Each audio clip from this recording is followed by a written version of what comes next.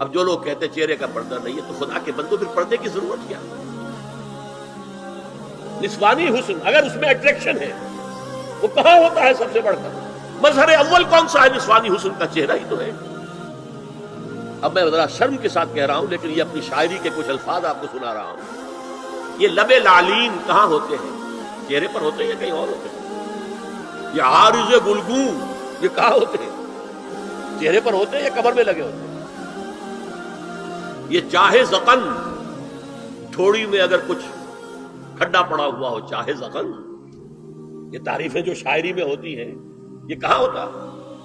یہ مژگاں کے تیر یہ کہاں ہوتے ہیں؟ یہ نرگسی آنکھیں یہ کہاں ہوتی ہیں؟ اور ستواں ناک یہ کہاں ہوتا ہے؟ چہرہ ہی تو ہے، سب سے بڑی اٹریکشن تو چہرہ، اسی کو نہ چھپایا تو پھر اور کیا چھپایا؟